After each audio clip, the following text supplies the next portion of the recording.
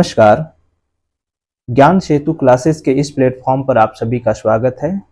दोस्तों, आप सब जानते हैं कि हम इस प्लेटफॉर्म के माध्यम से हिंदी साहित्य के विविध स्वरूपों पर बातचीत करने के लिए आप सबके समक्ष उपस्थित होते हैं। दोस्तों, पीछे की कुछ क्लासों में आप लोगों ने और हमने कविता के विविध स्वरूपों पर बातचीत करने के लिए यहाँ उपस्थित हुए और देखा भी कि कविता में किन किन स्वरूपों को देखकर हम कविता के जो सौंदर्य है, कविता की जो बनावट है, कविता की जो स्थिति है, उसको हम समझ सकते हैं। इसी क्रम में आज हम जिस टॉपिक को लेकर आज उपस्थित हैं वह है कविता के पक्ष या सौंदर्य। कविता के पक्ष या सौंदर्य पर बात करने से पूर्व हमें यह जान लेने की जरूरत है कि जो हम पहले भी कुछ चीजों पर जिक्र कर चुके हैं कि कविता क्या है तथा काव्य में और गद्य में क्या फर्क होता है, साथ ही साथ साहित्य में जो काव्य की जो भूमिका है वो क्या होती है। इस पे हम लोगों ने पीछे की क्लास में विस्तार पूर्वक बातचीत किया। आज हम कविता के पक्ष पे बात करेंगे और जानेंगे कि कविता के कितने पक्ष होते हैं। साथ ही साथ यह भी जानेंगे कि कविता के उन पक्षों में जो स्थितियां होती है वो किस तरह से होती हैं, किस तरीके से कवि अपने स्वरूपगत स्थिति या भावगत स्थिति या अपने लेखन कला से एक कविता को समृद्धिपन प्रदान करता है। तो इसको हम आज विधिवत तरीके से समझेंगे। तो आइए हम सीधे टॉपिक पे चलते हैं और एक एक बिंदु को समझने की कोशिश करते हैं। आज का जो टॉपिक है वो है कविता के पक्ष या सौंदर्य। कविता के पक्ष पर जब हम बात करने की पहल करते हैं या उस पर विचार करते हैं तो इसके दो पक्ष होते हैं। एक होता है भाव पक्ष और दूसरा होता है कला पक्ष। भाव पक्ष और कला पक्ष ये दो पक्ष या दो सौंदर्य ये अक्सर कर कविता में देखने को मिलते हैं। कविता में इसकी बात की जाती है, कविता के माध्यम से इसको समझने की कोशिश की जाती है। हम यहाँ पर दोनों को विधिवत तरीके से समझते हैं, जानते हैं कि ये कला पक्ष क्या होता है और भाव पक्ष क्या होता है। एक बात तो यहाँ पर आप लोगों को बता देना चाहता हूं कि कला पक्ष को ही शिल्प सौंदर्य कहते हैं। शिल्प पक्ष या शिल्प सौंदर्य, जो कविता में शिल्प देखने की कोशिश की जाती है, तो ये कला पक्ष को ही शिल्प भी कहा जाता है। तो सबसे पहले भाव पक्ष। भाव पक्ष क्या होता है इस पे हम बात कर लेते हैं और एक एक करके समझने की कोशिश करते हैं। भाव पक्ष किसे कहेंगे? तो काव्य को पढ़कर जिन सुंदर भावों को, जब काव्य को पढ़ते हैं और काव्य को पढ़ने के बाद जिन सुंदर जो भाव होते हैं हमारे मन को उद्वेलित कर देते हैं, उद्वेलित हो उठता है। काव्य को पढ़ने के बाद से जब हमारा मन जिन सुंदर भावों से उद्वेलित हो उठता है तो वही कहीं ना कहीं कविता का जो भाव पक्ष है उसको प्रदर्शित करता है। दूसरे शब्दों में कहें तो मन को उद्वेलित करने वाले सुंदर अभिव्यक्ति को कविता का भाव पक्ष कहा जाता है। अर्थात जो कविता में कवि द्वारा पिरोया हुआ जो दृश्य होता है, जो कविता में कवि द्वारा पिरोया हुआ भाव होता है, जो विचार होता है, जो कल्पना का क्षेत्र होता है, वही सब मिलजुल कर कविता के भाव पक्ष को बताते हैं। सीधी सीधी बात अगर करें तो कविता में भाव पक्ष की जहां तक अगर हम बात करते हैं तो इसका तात्पर्य हुआ कि जो काव्य की सुंदरता है, काव्य को सुंदरता को बताने वाले जो पक्ष हैं उसी को हम भाव पक्ष कहते हैं। तो सुंदरता को किन किन बिंदुओं से बताया जाता है इसको हम एक एक करके देखेंगे। ये जानना जरूरी है कि जब कोई भी घटना या कोई भी दृश्य को कवि देखता है तो जो महसूस करता है, ये महसूस करने वाले जो गुण है या एहसास हैं, जैसे प्रेम हुआ, ईर्ष्या हुआ या घृणा हुई या क्रोध हुआ या हास्य के कोई चित्र दिखाई पड़ते हैं या हास्य की कोई घटनाएं उसे उसके भावों को उद्वेलित करती हैं, तो इस तरह के जो भी उसके अंदर अंतर्मन में जो भाव निर्मित होते हैं और उसी भावों से संचित होकर वह कविता को प्रणीत करता है, कविता को लिखता है, तो यही कहीं ना कहीं जो भाव उसकी काव्य शैली में निखर कर आते हैं वही उसके भाव पक्ष को व्यक्त करते हैं। साधारण भाषा में अगर कहें तो इसका सीधा सीधा संबंध जो काव्य की वस्तु होती है, यानी जितने उसमें वस्तु डाले गए होते हैं, जिस तरह के उसमें विचार को संप्रेषित किया गया होता है, भावों को प्रेषित किया गया होता है, घटनाओं को प्रेषित किया गया होता है, जितनी वस्तुएं होती हैं उन सभी को मिला जुलाकर हम कविता के भाव पक्ष के रूप में देखते हैं। इसमें समस्त वर्ण विषय शामिल किए जाते हैं। अब वर्ण विषय क्या क्या होते हैं? जैसे कवि कवि की जो भावना होती है, यानी जो भाव कल्पना होती है, वो उसकी कल्पना जो काल्पनिक विचार होते हैं, जैसे कोई घटना को वो देखता है और घटना को देखने के बाद से वो कल्पना करता है कि क्या ऐसा भी हो सकता है, क्या ऐसी घटनाएं पहले अतीत में घटी थी, क्या ये वर्तमान में जो घट रहा है ये भविष्य में उसका क्या स्वरूप हो सकता है। यानी कल्पना के माध्यम से वो उन बिंदुओं तक पहुंचने की कोशिश करता है जो उसका भविष्य तय करता है, भविष्य को बताता है कि अगर ये घटना ऐसे घटी है तो इसका भविष्य आने वाले कुछ समयों में कैसा रहेगा। इसीलिए तो कवि को एक बड़ा दर्जा दिया जाता है और कहा जाता है कि जहां न पहुंचे रवि वहां पहुंचे कवि। यानी कवि की एक दृष्टि इतनी दूरदर्शी होती है कि वहां तक सूर्य की किरणें नहीं पहुंच पाती हैं, वहां तक ये कल्पना के माध्यम से कवि की अपनी दृष्टि पहुंच जाती है। तीसरी चीज है इसमें विचार, संदेश और रस योजना। यानी जितने ये सारी चीजें जो तत्व इसमें शामिल किए जाते हैं, यही ना कहीं ना कहीं ये समस्त वर्ण विषय में शामिल किए जाते हैं। यानी जो कवि के द्वारा अपनी अपनी कविता में जो वर्ण विषय रखे जाते हैं, जो विषय का कहीं ना कहीं निरूपण किया जाता है, वो इन्हीं से निर्मित होकर बनता है। जो भाव पक्ष होता है उसका सीधा सीधा संबंध रस से होता है। और वो कैसे होता है, अभी हम उसको बहुत गौर तरफ देखेंगे कि किस तरीके से उसका भाव पक्ष का जो सीधा संबंध है वो रस से दिखाई पड़ता है। कविता के आंतरिक पक्ष से इसका सीधा संबंध होता है। जो भाव पक्ष होता है कविता के आंतरिक पक्ष पे बात करता है, यानी उसके अंदर जो भी चीजें हैं, जैसे कवि कल्पना कर रहा है तो सोचता है कि क्या क्या चीजें हो रही हैं, या कोई घटना घटी है तो इस घटना के पीछे क्या कारण रहा है, या इस तरह का भविष्य में इसका क्या इससे योजना बन सकती है, या भविष्य में इसका रूप कैसा होगा। तो ये आंतरिक पक्ष है, जो कविता का आंतरिक पक्ष है वो है जो हम केवल महसूस कर सकते हैं। वो बाहर में कोई शब्द के माध्यम से बनावट नहीं है, न कोई इस तरह से चमत्कार उत्पन्न करने की कोशिश है। वो तो जब इस तरह की बात होगी तो वो शिल्प सौंदर्य में शामिल हो जाएगा। अभी हम शिल्प पे बात करेंगे तो इसको देखेंगे, लेकिन अभी हम भाव पक्ष पे बात कर रहे हैं। भाव पक्ष का मतलब सीधा सीधा वही है जो हमारे अंदर हिलोर उत्पन्न करता है। जैसे हम कविता पढ़ते हैं तो कविता पढ़ने के बाद से हम भावना में डूब जाते हैं। अगर वो हमें खुश करने वाली कविता है तो हम प्रसन्नचित होते हैं। यदि हमें कारुणिक कविता पढ़ते हुए महसूस होती है तो हमारे आंखों से अश्रु धारा बहने लगते हैं, हमारे रोंगटे खड़े हो जाते हैं, अजीब सी स्थिति उत्पन्न हो जाती है। हम करुणा के उन सभी पहलुओं में डूबने लगते हैं जिसकी कहीं ना कहीं कल्पना कभी उस कविता के माध्यम से किया होता है। तो यही उसकी आंतरिक पक्ष को बताने की कोशिश होती है, यही इसके आंतरिक पक्ष को द्रष्टव्य करने की पहल होती है। उदाहरण के तौर पर यदि हम एक छोटी सी कोशिश करें, जैसे तुलसीदास के काव्य में जो भाव पक्ष है उसको देखने की कोशिश करें।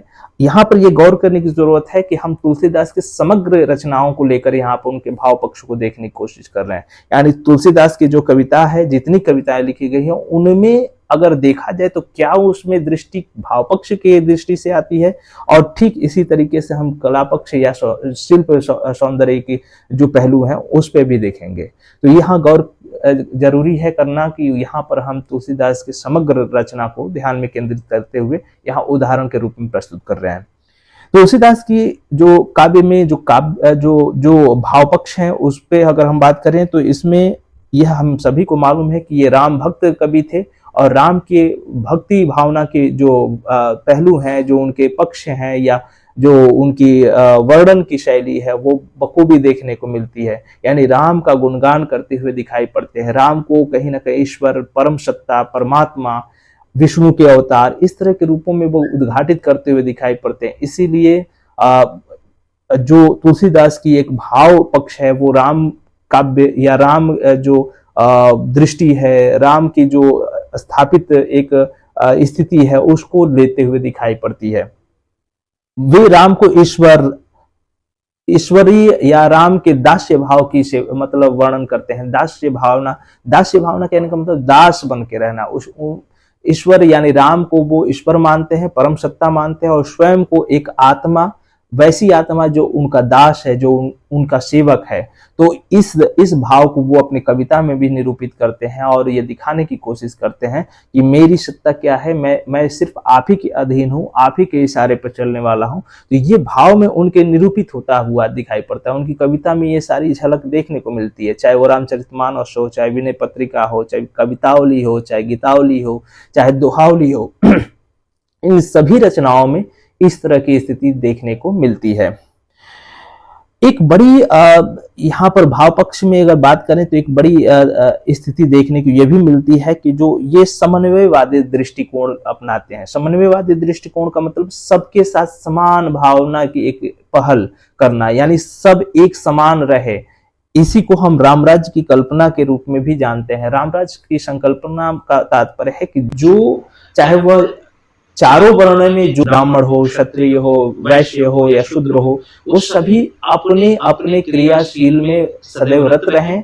दूसरी चीज है कि सभी उस व्यवस्था को, उस समाज को मिलजुल कर चलाएं, और जो कार्य जिसको निरूपित किए गए हैं, दिए गए हैं, वो अपने कार्य को स्वेच्छा से, अपनी काफी ईमानदारी से करता हुआ नजर आए। तो ये कहीं ना कहीं ये माना जाता है कि सबको एक समान दृष्टि से देखने की पहल हो, सब में भाईचारा का भाव हो, सबको एक बंधुत्व का मतलब स्थिति देखने को मिले, सब में एक मेल मिलाप की भावना देखने को मिले। तो ये सभी भाव हम देख पाते हैं कि ये समन्वयवादी दृष्टि को प्रस्तुत करता है। और ये समन्वयवादी जो दृष्टि है वही कहीं ना कहीं जो तुलसी की जो रामराज्य की संकल्पना है उसको भी बताने की कोशिश करता है। ये भक्त कवि होने के साथ साथ समाज सुधारक का भी कार्य करते हुए दिखाई पड़ते हैं। यानी भक्त कवि तो थे ही, साथ ये समाज सुधारक, यानी जो समाज में चल रही जो स्थितियां हैं, जो उस समय की परिस्थितियां हैं। तुलसीदास जी का जो समय है वो आप सब जानते हैं कि वो अकबर कालीन है, अकबर के समय विद्यमान थे। और उस समय जो भी समाज में स्थितियां देखने को मिल रही थी, चाहे वो छुआछूत की स्थिति हो, चाहे उच्च नीच की भावना की स्थिति हो, चाहे वर्णों का विखंडन हो, चाहे दूसरे धर्म का हिंदू धर्म से पलायन हो, दूसरे धर्म में जाना, इस तरह की स्थिति जहां देखने को मिल रही थी, ये सारी स्थितियों का कहीं ना कहीं जो प्रसरण है वो अपनी कविता के माध्यम से तुलसीदास जी करते हुए दिखाई पड़ते हैं। बताते हैं कि किस तरीके से जो स्थिति है वो बहुत दयनीय है, और किस तरीके से यहाँ पर जो भी शिल्पकार है, कलाकार है, यानी जो भी वर्ण के लोग हैं, वो अपने कार्यों को छोड़कर दूसरे कार्यों में निमग्न हैं। यहाँ तक कि वो भविष्य की भी बातों को बताते हैं कि भविष्य में जब अत्यंत घनघोर कलयुग का प्रहार हो जाएगा, जब अत्यंत घनघोर कलयुग छा जाएगा, उस समय की स्थिति क्या होगी, कैसी विकटता स्थिति उत्पन्न होगी, यह भी वो अपनी कविताओं में कहीं ना कहीं भविष्य दर्ता के माध्यम से, भविष्य दृष्टि के माध्यम से वो दिखाने की कोशिश करते हैं, बताने की कोशिश करते हैं। इसको हम बखूबी तरीके से उनकी कविताओं में देख पाते हैं। खासकर रामचरितमानस के उत्तरकांड में आप यदि अध्ययन करेंगे तो ये सारी चीजें पाएंगे कि किस तरीके से वहां वर्णित करते हुए दिखाते हैं। वर्तमान स्थितियों का जिक्र उन्होंने कवितावली में भी किया है, गीतावली की पंक्तियों में भी देखने को मिलती है। मानस में तो खासकर इसका चयन और प्रसरण राम के माध्यम से, राम के कथा के माध्यम से उन्होंने किया भी है। इसके अतिरिक्त रचनाओं में अतीत, वर्तमान और भविष्य की जो भाव अभिव्यक्ति होती है वो देखने को मिलती है। हमने बताया भी कि ये एक ऐसे दृष्टा हैं कि जो भूत, भविष्य और वर्तमान तीनों पर कहीं ना कहीं अपनी दृष्टि डालते हैं। तो इन स्थितियों की कल्पना हम बखूबी देख पाते हैं कि वहां देखने को मिलती है। इसके अतिरिक्त उन्होंने समाज में प्रेम और सद्भाव की स्थिति को उत्पन्न करने की कोशिश की है। यानी प्रेम में एक आपसी प्रेम बने, आपसी बंधुत्व का, भाईचारे का की स्थापना हो पाए, सब में एक दूसरे में प्रेम हो, इसकी भी कहीं ना कहीं वो अपनी इच्छा प्रकट करते हुए दिखाई पड़ते हैं। उस पर भी वो कार्य करते हुए नजर आते हैं।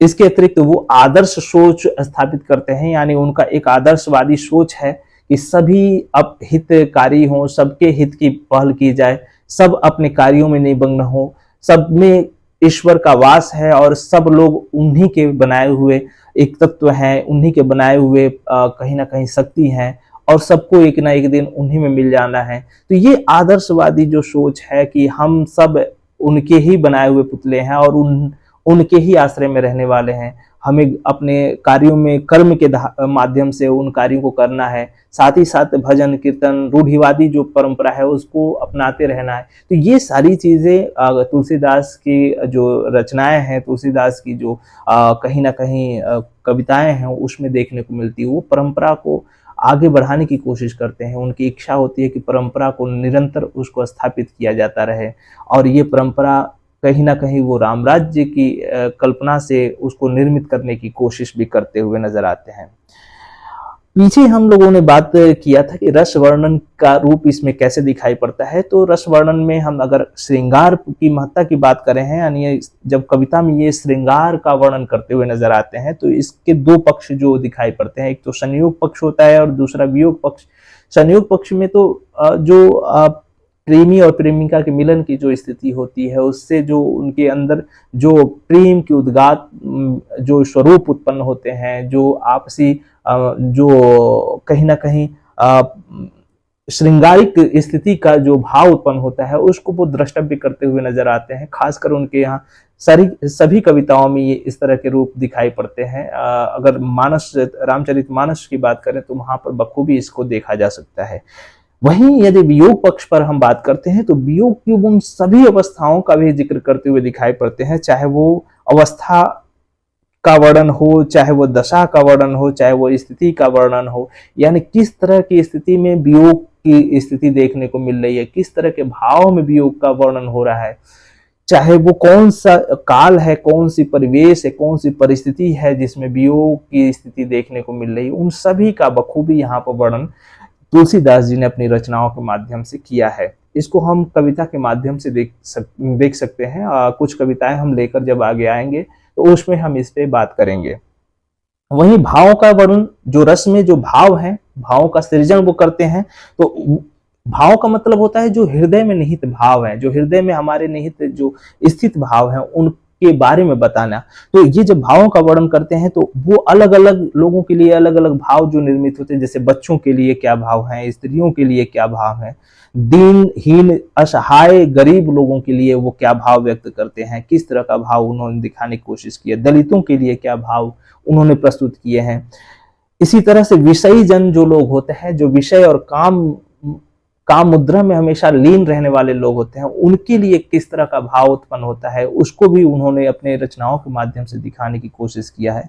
इसी तरीके से जो भक्त गण होते हैं, वो भक्त गणों के लिए किस तरह का भाव उत्पन्न होता है, वो किस तरीके से अपने प्रियतम यानी अपने परमेश्वर की इच्छा में हमेशा लीन रहते हैं, उनके अंदर जो भाव चलता है उसको भी ये बखूबी बताने की कोशिश करते हैं। तो इस तरीके से हम कुछ बिंदुओं के माध्यम से यह देख पाते हैं कि तुलसीदास की रचनाओं में जो भाव पक्ष है वो किस तरीके से देखने को मिलता है। तो जब हम या आप जब इस भाव पक्ष को निरूपित करते हैं तो इन सभी बिंदुओं को भाव पक्ष के रूप में, चाहे वो कोई भी कवि हो, हम यहाँ पर तुलसीदास को लेकर दिखाने की कोशिश कर रहे हैं। तो तुलसीदास का यदि भाव पक्ष देखना हो, कविताओं में जो भाव पक्ष शामिल है उसको देखना हो, तो किन किन बिंदुओं को देखा जाएगा। यदि हम निष्कर्ष के रूप में देखें, समग्र निष्कर्ष के रूप में कि भावों की जो निर्मित है वो किस तरीके से होते हुए दिखाई पड़ती है और इसका निष्कर्ष रूप कैसे देखने को मिलता है, तो हम कह सकते हैं कि काव्य में लेखक ने मधुरता एवं कोमलता का सुंदर समावेश किया है। इसी कारण काव्य को पढ़ने के उपरांत एक विशेष प्रकार की अनुभूति होती है। कहने का तात्पर्य है कि जो कविता है, जो काव्य है, उसमें लेखक ने इतनी सहज और सुंदर शैली का प्रयोग किया है कि जब कविता को पढ़ा जाता है तो आत्म विभोर हो जाता है, पाठक जो होता है उसे आत्ममग्न हो जाता है और वो सारे भाव उसके अंदर निरूपित हो जाते हैं। और सर्वश्रेष्ठ कवि या रचनाकार की यही पहल होती है कि वो सहजता से उन भावों की प्रदीप्ति कर दे, वो सहजता से वो पाठक के अंदर वो उसे पहुंचा दे। ये कला कहीं ना कहीं तुलसीदास जी में बखूबी देखने को मिलती है। यही कारण है कि रामचरितमानस उनका जो ग्रंथ है वो लोगों की जुबानियों पर चलता हुआ दिखाई पड़ता है। उसकी पंक्तियां पढ़ के लोग भाव विभोर हो जाते हैं, डूब जाते हैं, जैसा लगता है कि उनके ही अगल बगल इर्द गिर्द वो सारी घटनाएं हो रही हैं। वो राम को ईश्वरीय तत्व मानते हुए भी वो सारी चीजें पहल अपने अंदर देखते हैं। तो ये कला कहीं ना कहीं तुलसीदास के अंदर है, इसीलिए वो जो साहित्यिक दुनिया है उसमें एक अपनी खास पहचान बनाए हुए दिखाई पड़ते हैं। अगर दूसरी कुछ बिंदुओं को हम लोगों ने निष्कर्ष के माध्यम से देखने की कोशिश की है, तो दूसरे बिंदु पर यदि हम बात करें तो इसमें काव्य रसात्मक से परिपूर्ण एवं मर्मस्पर्शी है, यानी रस से भरा हुआ है। जो तुलसीदास जी का काव्य है वो रसपूर्ण है और मार्मिकता का वर्णन है, यानी कोई घटना इतना मार्मिक है कि वो पाठक को छोड़ना ही नहीं चाहती, पाठक उसे पूरा करके ही कहीं ना कहीं पहुंचता है, पूरा करके ही मानता है। तो ये कहीं ना कहीं जो शब्द शक्ति योजना है, जो भावों को निरूपित करने की जो पहल है, वो तुलसीदास जी में बखूबी दिखाई पड़ता है। इसके अतिरिक्त जो कवि द्वारा विषयों का समायोजन परिस्थितियों के अनुकूल किया गया है, यही कारण है कि कवि हिंदी साहित्य जगत में अपनी एक खास पहचान बनाता हुआ दिखाई पड़ता है। यानी जो विषय हैं, जो घटनाएं हैं, उनका जो वर्णन है, जो समायोजन है, जो कविता के माध्यम से वो करता हुआ दिखाई पड़ता है, वह स्थिति अनुरूप है, वो विषय अनुरूप है। और इसी कारण से वह कवि अपनी एक खास पहचान बनाते हुए दिखाई पड़ता है, वो एक प्रतिष्ठित कवि के रूप में निरूपित होता हुआ नजर आता है। ये तो रहा भाव पक्ष। अब हम कला पक्ष पे बात कर लेते हैं। कला पक्ष अर्थात जो शिल्प योजना है। जब हम शिल्प योजना पे बात करते हैं, शिल्प सौंदर्य पे बात करते हैं, कला पक्ष पे बात करते हैं, तो इसको हम यहाँ देखते हैं और बखूबी इसको समझने की कोशिश करते हैं। शिल्प सौंदर्य से मतलब है, कला पक्ष से मतलब है जिन जिन तत्वों से कविता अथवा काव्य का निर्माण किया जाता है, यानी वो तत्व, वो स्थितियां जिससे कहीं ना कहीं निरूपित करते हुए, कहीं ना कहीं उसको ढालते हुए, उसको आकार देते हुए कहीं ना कहीं कविता का सृजन किया जाता है। अगर इससे साधारण भाषा में समझने की कोशिश किया जाए तो कविता की जो बनावट होती है, जो आकार होता है, यानी आकृति होती है, जो खाका होता है, अथवा जो निर्माण किया जाता है, यानी कविता को निर्मित करने में जो तत्व लिए जाते हैं, उन तत्वों को ही कहीं ना कहीं उस कविता का कला पक्ष कहते हैं। साधारण भाषा में कहें तो जैसे कुम्हार मिट्टी लेता है और मिट्टी में उसको गूंथता है, फिर उसे चाक पर रखकर एक सुंदर आकृति ढालता है, और वो ढालने के बाद से हम एक बने हुए बर्तन, जो मिट्टी के बर्तन होते हैं, उसको उसके रूप में देख पाते हैं।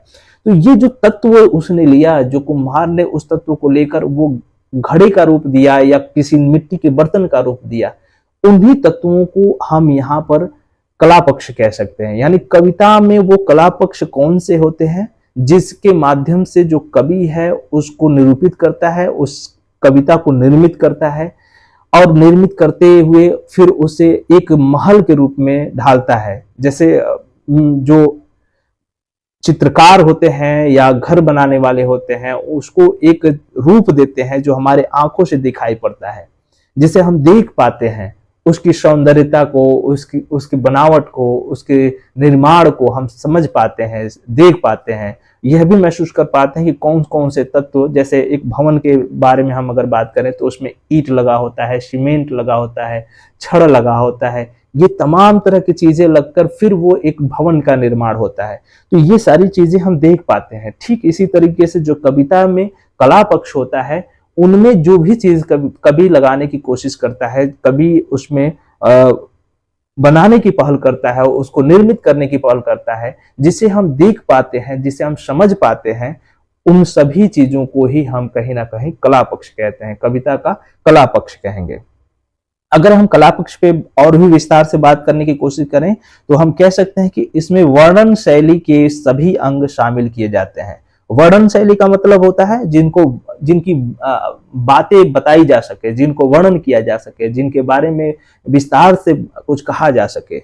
जैसे छंद हुआ, अलंकार हुआ, गुण हुआ, वृत्तियां या रीतियां हुई, शब्द शक्तियां हुई, भाषा शैली हुआ, संगीतात्मकता हुआ, गेयता हुआ, ये जितने बिंदु हैं, जितने ये तत्व हैं, इन्हीं तत्वों को कहीं ना कहीं शामिल करते हुए कवि अपनी कविता का निर्माण करता है।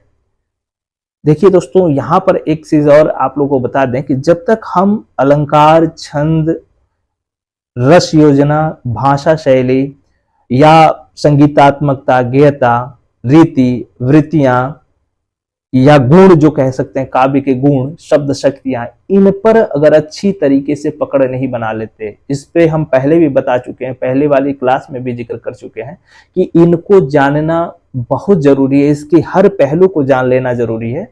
और हम इसके आगे एक एक बिंदुओं को लेकर बात करेंगे भी। हम रस योजना, छंद योजना, अलंकार योजना, किस तरीके से कविता में उसकी रूपरेखा देखने को मिलती है, कैसे वो कविता में उसकी भाव अभिव्यक्ति होती है, इन सब पे हम बात करेंगे। लेकिन हमें यहाँ पर बता देने की जरूरत है कि किस तरीके से कविता के उन सौंदर्य को देखने, जो कला पक्ष है उसमें इसकी जो निरूपता है वो कितना मायने रखती है, किस तरीके से इसका वर्ण वहां रहता है। और जब तक हम इस पे अच्छी पकड़ नहीं बना लेते हैं, इसके बारे में अच्छे तरीके से नहीं जान जाते हैं, तब तक हम शिल्प जो सौंदर्य होता है, कविता का जो कला पक्ष होता है, उसको अच्छे तरीके से डिफाइन नहीं कर पाएंगे। तो यह जरूरी है कि हम इस पे पकड़ बनाएं, इसको अच्छे तरीके से जान लें। तो इसीलिए आप यदि गंभीरता से होकर पढ़ाई कर रहे हैं तो यह जरूरी बन जाता है कि इसको आप ध्यान दें। इसका संबंध जो होता है कविता के बाह्य पक्ष से होता है। हमने पहले बात किया था, जो भाव पक्ष होता है वो कविता के आंतरिक पक्ष होता है। जैसे आप शरीर को ले लीजिए, जो हमारा शरीर है, जो ये तन है, इसमें दो पक्ष हैं। एक होता है आंतरिक पक्ष, जो अंदर है, जो हम देख नहीं पाते हैं, महसूस करते हैं। जैसे घृणा है, ईर्ष्या है, हमारे अंदर जो उत्पन्न होते हैं वो महसूस होती है, लेकिन जैसे ही चेहरे पर उसकी आकृति बनने लगती है, भाव में तनने लगते हैं, हमारे जो बाजुए होते हैं वो हमेशा फरफराने लगते हैं, रोंगटे खड़े होने लगते हैं, ये बाह्य पक्ष है। और इस तरीके से हम महसूस कर पाते हैं कि हम डर रहे हैं। इससे यह महसूस हो पाता है कि हम क्रोध कर रहे हैं, आंखें लाल लाल हो जाना, बड़ी बड़ी आंखें हो जाना, चेहरे की भ्रुकुटी जो होती है तन जाती है। तो ये सारी चीजें आपकी रस दशा यानी भाव दशा को बताती है। जब हम रस पे बात करेंगे तो एक एक पहलू पे बात करेंगे। तो यहाँ पर यह जान लेने की जरूरत है कि वाह्य पक्ष को बताएगा, यानी कविता में जो भी वाह्य पक्ष आएगा हम देख पाएंगे, कविता में जो भी अलंकार योजना की गई होगी कवि के माध्यम से वो समझ पाएंगे।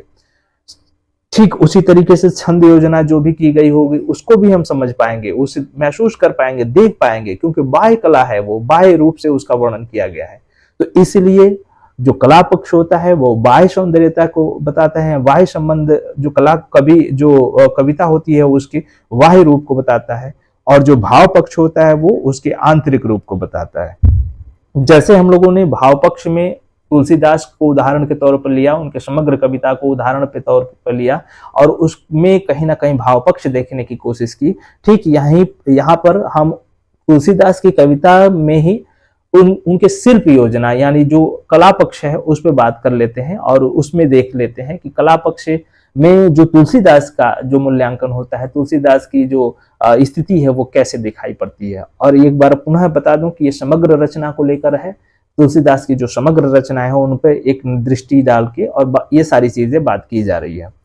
तो पहले हम भाषा पे बात करते हैं कि तुलसीदास जी के जो कविताएं होती हैं, जो रचनाएं हैं, उसमें भाषा की दृष्टि से यदि बात करें तो भाषा की दृष्टि से वो किस तरह से दिखाई पड़ते हैं, भाषा से दृष्टि से क्या क्या चीजें वो निरूपित करते हुए नजर आते हैं।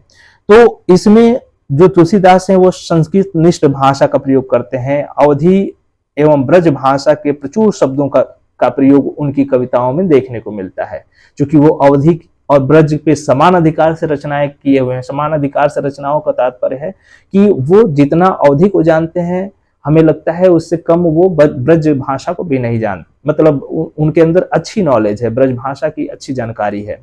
तो संस्कृत निष्ठ शब्दों का प्रयोग तो वो करते ही करते हैं, साथ ही साथ इनकी भी यानी ब्रज और अवधी जो भाषाएं हैं उनके भी शब्द वो प्रचुर मात्रा से प्रयोग करते हैं। आप देखेंगे रामचरितमानस पूरी अवधी में लिखी गई है, उसमें संस्कृत निष्ठ भाषा का भी प्रयोग है, कई श्लोक ऐसे हैं जो संस्कृत के हैं। ठीक इसी तरीके से कवितावली, विनय पत्रिका, इनको देखेंगे तो आप इससे पाएंगे कि ये पद जितने भी इसमें जो छंद या इस तरह के जो भी शब्द प्रयोग हैं वो ब्रज भाषा में है। तो जितना अवधि पर इनका अधिकार है उतना ही ये ब्रज भाषा को भी महत्व देते हैं। इसके अतिरिक्त कुछ जगहों पर ये फारसी, अरबी, बंगाली, पंजाबी आदि भाषाओं के भी शब्दों को ये निरूपित करते हुए दिखाई पड़ते हैं। तो इस तरीके से यह कहा जा सकता है कि भाषा की दृष्टि से तुलसीदास जी बहुमुखी प्रतिभा के धनी हैं। भाषा में ही वो लोकोक्तियों का भी प्रयोग करते हैं। कहीं कहीं ऐसे शब्द और ऐसे वाक्य उनके दिखाई पड़ते हैं जो लोकोक्तियों पर आधारित हैं। लोक में प्रचलित जो रूढ़िवादी शब्द हो गए हैं, जो रूढ़ता को व्यक्त करते हैं, वो सभी कुछ वहां पर लोकोक्ति के रूप में दिखाई पड़ते हैं। स्थिति अनुसार सभी काव्य रूपों का प्रयोग है, यानी जितने काव्य रूप हैं, चाहे वो प्रबंध हो चाहे खंड हो, जितने काव्य रूपात्मक जो शैली है उसका बखूबी प्रयोग किया है। खंड शैली का भी प्रयोग उन्होंने किया है। तो इस तरीके से वो काव्य रूपों की जो योजना है वो सभी काव्य रूपों की योजना को दिखाई पड़ते हैं। मुक्तक का भी प्रयोग उन्होंने कई अपनी रचनाओं में किया है। मुक्तक शैली का उन्होंने प्रश्रय दिया है, अपनाया है, तो इसको हम देख पाते हैं। तो इस तरीके से जो उनके काव्य रूप हैं वो बखूबी दिखाई पड़ते हैं, तो इस पे हम ध्यान देते हैं। इसके अतिरिक्त जो छंद योजना है, छंद योजना में जैसे दोहा, चौपाई, कवित, सवैया, छप्पय, ये आदि प्रकार के जो छंद हैं उनका वो धड़ल्ले से इस्तेमाल करते हुए दिखाई पड़ते हैं। यानी उनकी रचनाओं में, उनकी कविताओं में छंदों की जो योजना है, चाहे वो दोहा हो, चाहे वो चौपाई हो, चाहे वो कवित्त हो, चाहे सवैया हो, चाहे छप्पे हो, सभी छंदों का हर जगह इस्तेमाल करते हुए नजर आते हैं। इसीलिए वो छंदों के रूप में बड़े एक कवि के रूप में उभरते हैं, उन्हें बड़े कवि के रूप में देखा जाता है।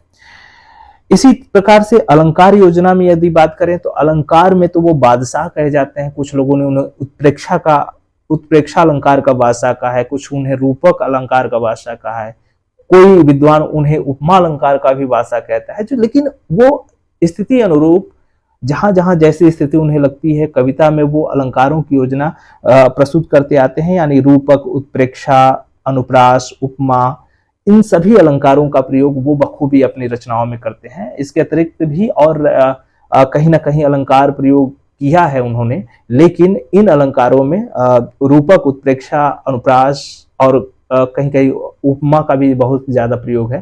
तो इन अलंकारों का प्रयोग वो बखूबी करते हुए नजर आते हैं। तो ये एक प्रतिभाशाली रचनाकार की अपनी एक शैली है, उसको वो प्रदर्शित कराता है, उसको वो बताने की कोशिश करता है। लगभग सभी काव्य गुणों व रीतियों का प्रयोग, संगीतात्मकता व ज्ञता का प्रयोग वो सहज रूप में अपनी कविता में करते हुए नजर आते हैं। यानी जो काव्य गुण है, काव्य रीतियां हैं और जो वृत्तियां हैं, इस पे हम बात करेंगे कि क्या होती हैं। जैसे अगर हम एक दृष्टि से बताना चाहें तो अभिधा, लक्षणा, व्यंजना, ये आपको शब्द शक्तियां देखने को मिलती हैं। इसी तरीके से वैदर्भी, गौड़ी, पांचाली, ये रीतियां आपको देखने को मिलती हैं। तो अलग अलग गुणों की जो रचना है वो अपनी स्थिति अनुरूप जहां जहां जैसी आवश्यकता होती है उसको वो ढालते हुए नजर आते हैं, उसको व्यक्त करते नजर आते हैं।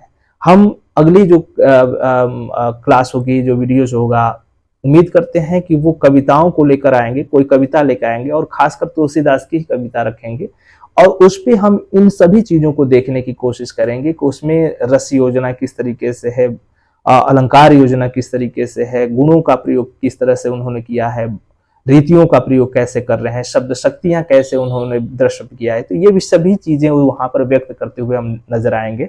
भाषा किस तरीके से वो अपना प्रदर्शित करते हैं उसको भी हम बताएंगे। तो अगली क्लास, जो भी आगे की क्लास होगी, हम वहां पर इसको बखूबी देखेंगे। भाषा पर यदि बात करें, भाषा के मामले में बहुत बेजोड़पन इनकी स्थिति देखने को मिलती है। तो भाषा पर जब हम बात करते हैं तो इसमें सजीवता, प्रवाहमयता, सहजता, सरलता इनकी भाषा की एक खासियत है।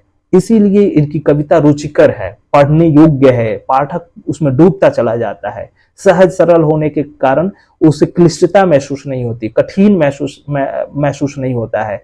भाषा सहज है, वो पूरी तरीके से समझ में आती है। लाक्षणिक भाषा का प्रयोग करते हैं, यानी सीधी सीधी सपाट बातें नहीं करते हैं, बल्कि वो लक्षण के माध्यम से बताने की कोशिश करते हैं कि किस तरीके से कोई घटना घटित होती है। तो लाक्षणिक भाषा का प्रयोग करते हैं। हम इस पे बात करेंगे जब हम बात आगे इस पे देखेंगे। तो इसी तरीके से भाषा में जो शब्द है वो तत्सम शब्द, तद्भव शब्द, देशज शब्द, इसके अतिरिक्त जो विदेशज शब्द हैं जैसे फारसी का, अरबी शब्दों का, इसका भी प्रयोग वो बखूबी तरीके से करते हैं।